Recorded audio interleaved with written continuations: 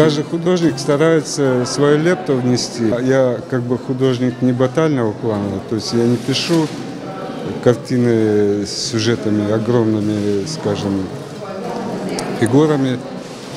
Здесь у меня чуть-чуть подсознательное отношение к депортации. После переезда в Крым вплотную я начал заниматься над этой темой. И порядка свыше 10 картин, наверное, на эту тему написаны мною. По рассказам своих братьев и родителей много мы слышали рассказов, даже сами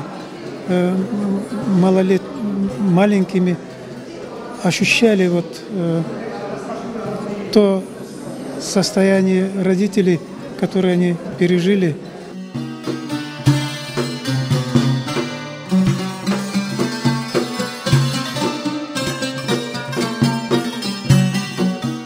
Я понимаю, что у меня есть возможность таким образом сделать какой-то вклад в культуру своего народа, поддержать свой народ, почтить тех людей, на котором пришлось это испытать на себе.